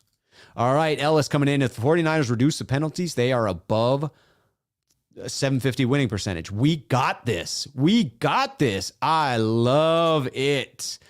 I love it. James pointing out Brunskill, big cheeks. But he's the AD Slayer. How weird is that he seems to do well against Aaron Donald, the best frickin' defensive tackle in the league, but then struggles elsewhere? That is definitely an issue. James, correct. He is not back. Not back. Mr. Frank coming in. Grant Cohn and Jesse over at Last Second Sports explained what you described in detail in Shenanigans Bad Coaching. Yeah. Certainly, there is no shortage of evidence of those things that he struggles with. All right, EMA coming in. Thanks, champ. I agree. This talking about resting Eli Mitchell, I believe, to make sure that we don't lose him to that rib injury that he's currently suffering through. EMA says, I agree. I just hate to lose him for these next few pivotal weeks. Agree. And calling out, hitting that like button. You know I always like to put it up there. Kayudai coming in at Rob Shu. Why is the offense not lighting up the scoreboard, especially when most of the offensive starters have been here for years? Players underperforming or bad play calling? Got to be a little bit of both, right? Certainly, Kyle has not been on top of his game when it comes to play calling, save for a few drives here and there. Brandon Ayuk not performing up to where you would expect. A couple of injuries. The offensive line took several games to round into form, but it might just be across the horizon. We might be approaching a point where we see the offense start to produce at a level that we've come to expect, but haven't gotten from Coach Shanahan and his offense. Let's see if this can't be the week where we continue to put it together and start to show consistency. Fern79 coming in. What's up, Fern? Trey Lance is the future. So I think Shanahan has to bring in QB coach that can work with him because Rich ain't the dude. I tend to think you're right about this. I've not seen anything that leads me to believe that Rich Scangarello is that dude, and it's the most important thing on the horizon, the development of Trey Lance. Let's bring in an established quarterbacks coach that has a track record of developing these young players. When I look at Coach Shanahan, I don't think he has that track record of developing rookie quarterbacks. So let's bring in someone who can. Absolutely. Manikov talking about Staley and Boone was badass. Those were some bad boy teams, right? Just physical maulers. Those offensive lines were so much fun to watch back in the Harbaugh days. So much fun. Absolutely. Tommy coming in hot. Yes, I'm still here, my bald friend. I'm calling the win 23-20. I appreciate the prediction here, Tommy. Appreciate that very much. I'm with you. I have the 49ers scoring a little bit more, and I change it up a little bit based on whether Kyler Murray plays or not. All right, let's keep in here to see these comments. Jalinch 18 coming in. Rob Shue, Shanahan showed why fans still love him with that game plan against the Bears. However, one good game does not change the fact he is one of the worst decision makers in the league. It's hard to fault your criticism there. Decision makers, yeah, pretty bad. I have seen, that challenge, atrocious. Not calling timeouts when he should, going for it on fourth down when he shouldn't, not going for it on fourth down when he should. I go back to this idea of having too many things on his plate, the inability to really empower those around him and stop wearing so many hats has cost him. It absolutely has cost him. All right, Jose, I think this is a first comment bringing in here today. Jose Lechuga.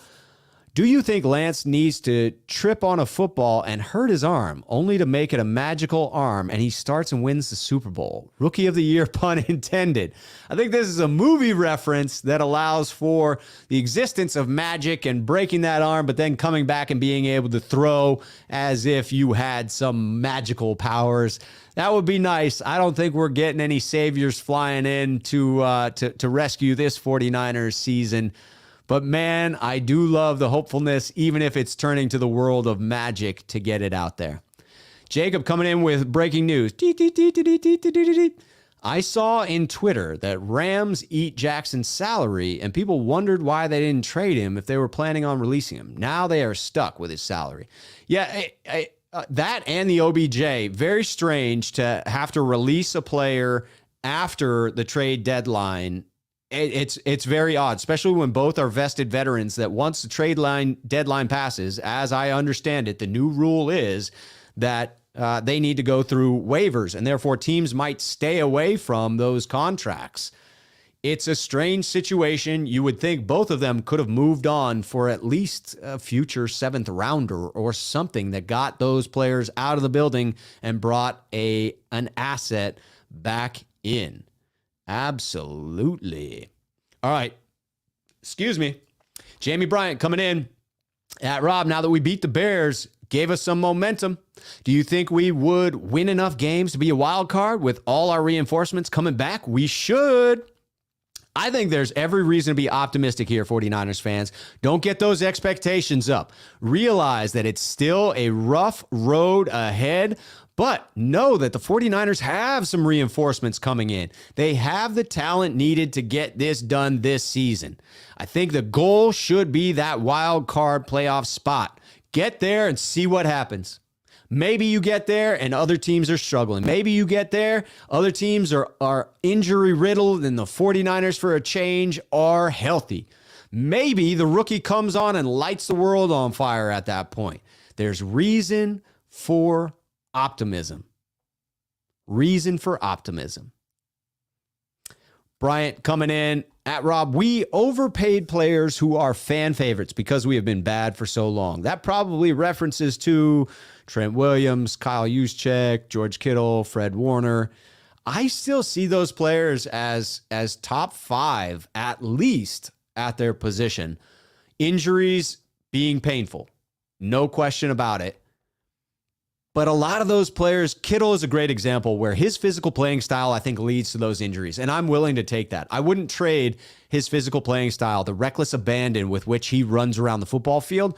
I wouldn't trade that for a guy who plays all 16 games. Because I think Kittle playing 12 to 13 games at that level is better than whoever you find to replace him that plays 16. That would be my stance on it.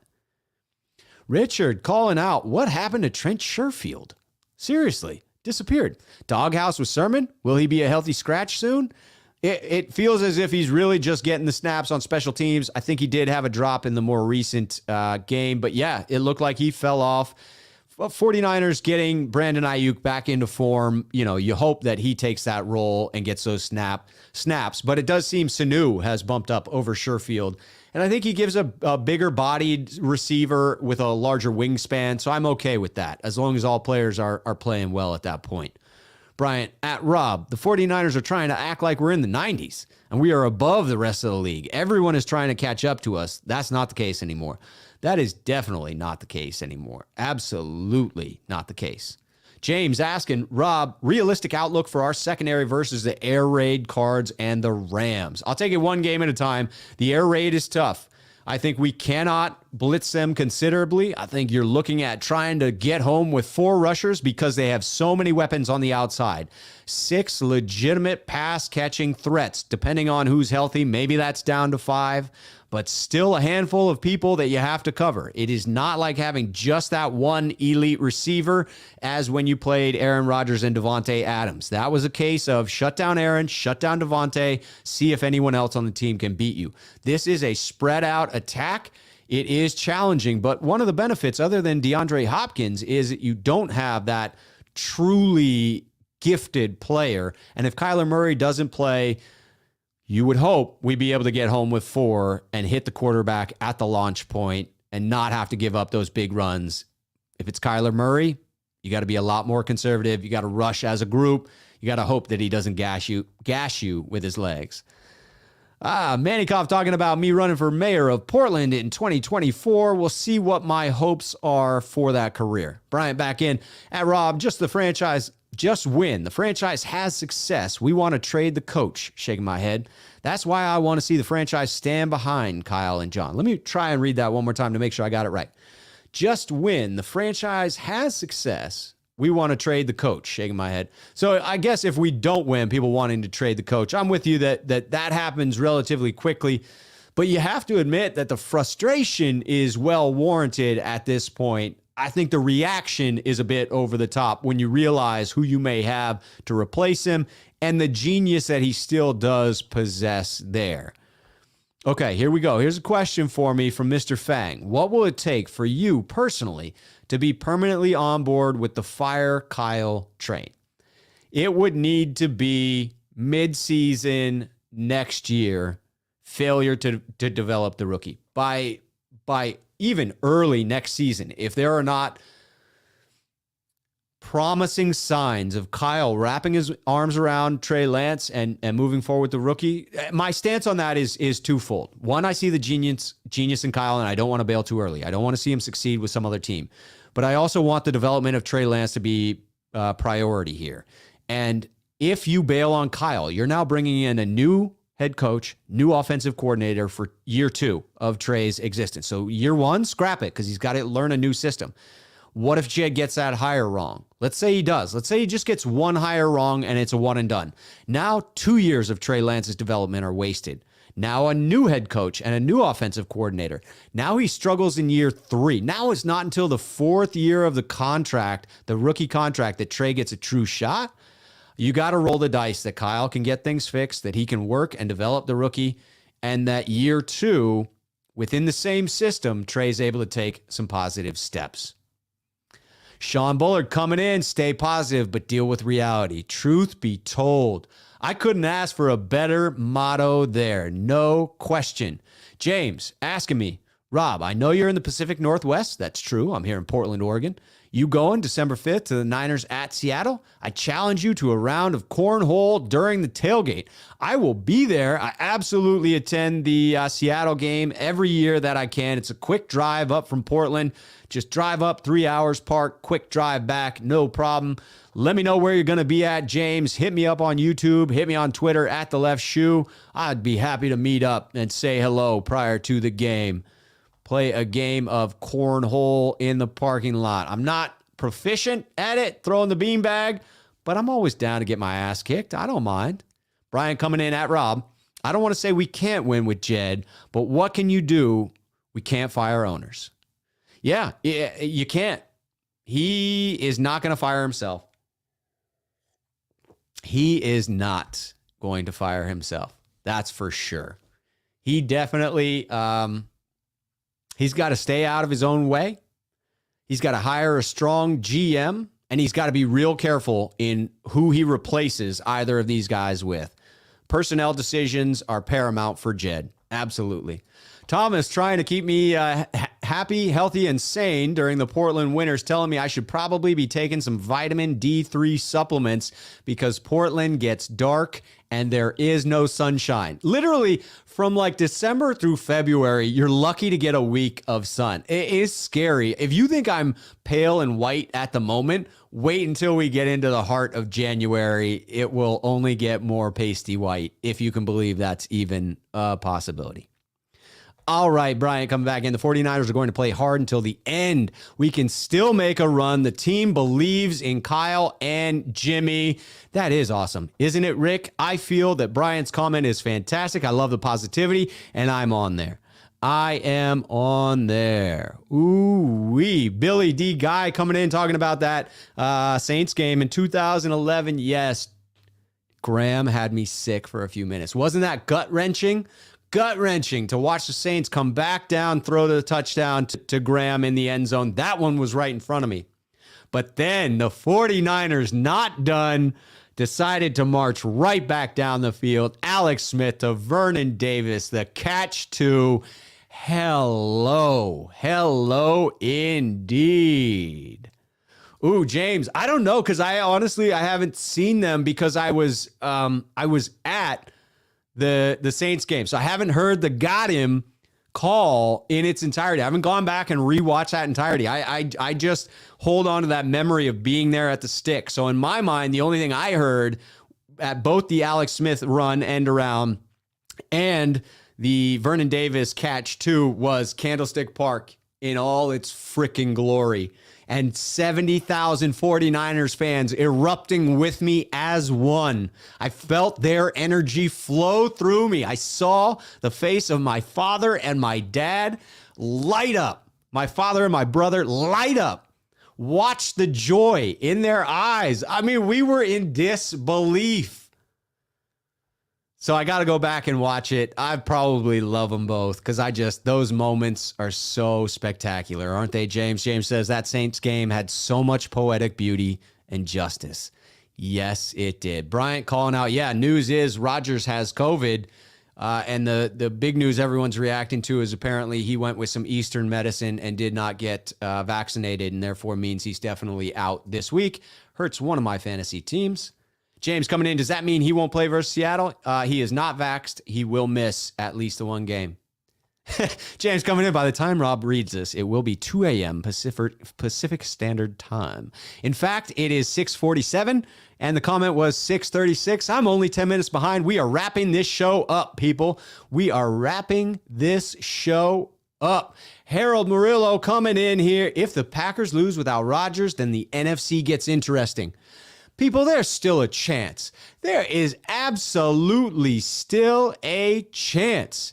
Absolutely. Ellis coming in. Rob, bro, I will be at the game. I'm excited. We got a party bus. First time. Okay, my prediction, 23-26 overtime. 49ers victory? 49ers victory?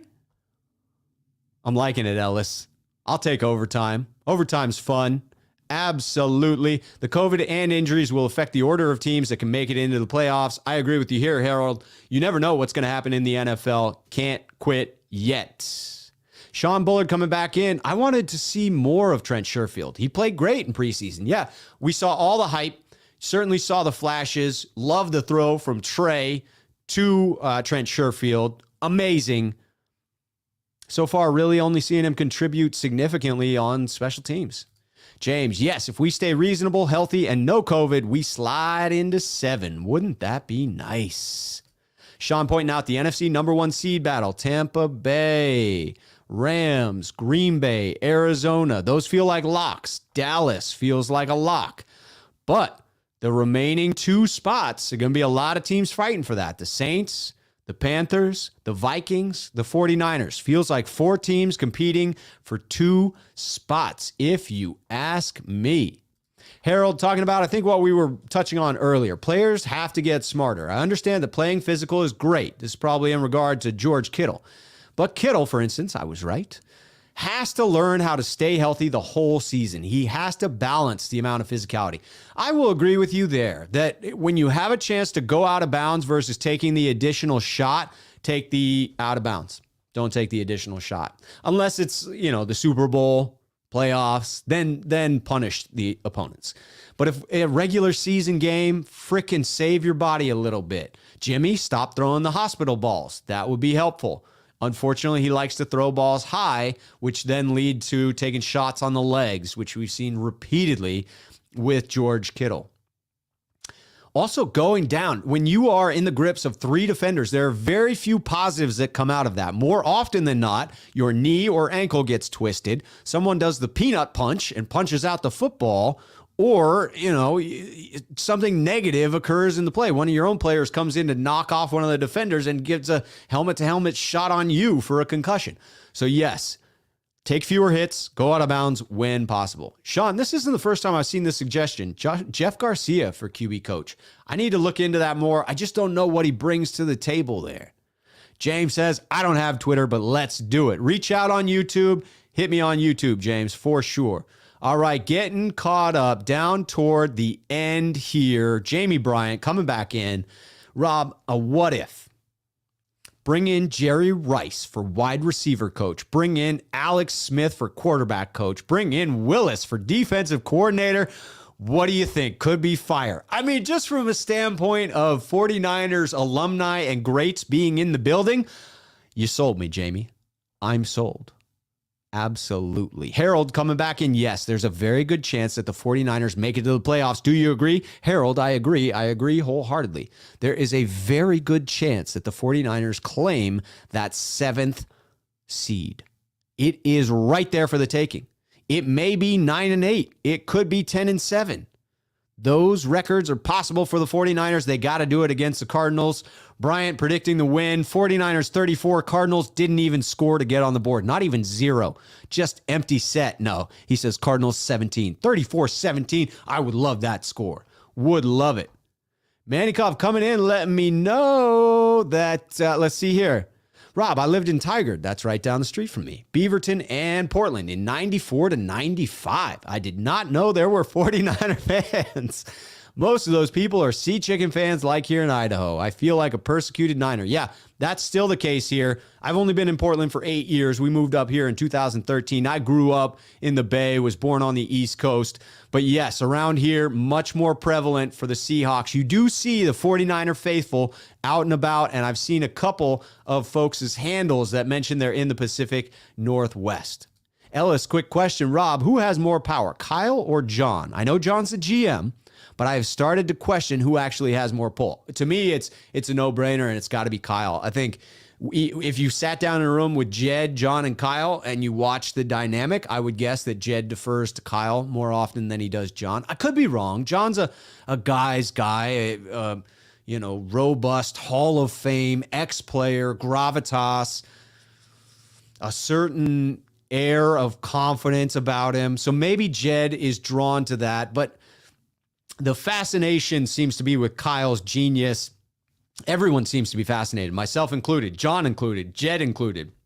So my thought is everyone defers to Kyle. All right, here we go. Mr. Fang coming in. By the way, Mr. Fang, I just want to call out that I appreciate you shifting the tone here, and I love these comments that you've thrown in now that are, in fact, legit criticisms. He says, Rob, I appreciate your answer on Kyle. At least we both agree it's time to develop Lance. 100%. 100%. I think he shows potential, and I'm not a Jimmy or a Lance guy. I agree. I'm right in that boat of I'm not an either guy. I'm both guys. Whoever starts for the San Francisco 49ers, I am on their train. Let's go. Let's get it. But we're in agreement that, yeah, it's time to start developing Trey, even if you're starting Jimmy. Manikov coming in. The Niners can win if Trey gets to play on crucial situations and Murray is not playing. I like the fact that there is a scenario in which Manikov is on board with the 49ers winning. Ellis, one last reminder to hit that like button. Harold echoing it. I truly appreciate it. I really do. It means the world to get that out there. Again, if you don't know, it's easy to subscribe with the click of a button, to like with the click of a button, to hit that notification bell. None of those things cost you any money to do so on YouTube, but they help me out a great deal. I love making this content. I love being here with you guys. And it's a thank you from me to you for those that are out there hitting that like button, amplifying my voice. I appreciate it. It means a lot to me. Thank you. Bryant coming in. Steve Young wants to coach Trey. He just wants to be asked. I hope so. I say bring him in. Bring him in. Rick calling out, yes, 1,000 subscribers. Shoot a man. Let's go. I appreciate it. I appreciate it. Bryant, further thoughts on the Young situation. Steve Young would be a quarterback's coach. He would be a great head coach. He could be GM. Call him. LOL. Hey, get that man on the phone. We need that man on the phone. Manny Cobb, more positivity. Have we turned a corner? For the Niners to get to the playoffs, they need to stay healthy, and Kyle letting his coaches have input. Yes, empower those people around you, Kyle. Servant leadership. For any of you that are wondering what the hell is servant leadership, John Harbaugh has a great 3-minute video. Go Google John Harbaugh servant leadership. I guarantee it won't be 3 wasted minutes of your life. Jamie Bryant, here we go. Rob Shue, 31-31 overtime, 34-31 Niners. We'll take it. We'll take it, Jamie. Caesar coming in. Rob, happy hump day. Why do we keep on picking up defensive backs, not a roster, and not give our rookies a chance? I think the question here is, why do we keep picking up defensive backs off the street, guys that, are in this league for a long time and haven't had success? I don't know. This play the veterans over the rookies thing is strange to me, but it seems to be an organizational choice that the Niners have made on many instances, and it could be Kyle Shanahan's old school approach to football. It's another area you feel like he could grow as a head coach. Man, I thought I'd only go 90 minutes, but I just can't stop sticking with everybody who's here in the chat. I appreciate everyone who stuck it out to the end. Honestly, having you here every week is fantastic. If you want to submit your questions before the next mailbag, there are 3 ways in which you could do it, and we'll close on that.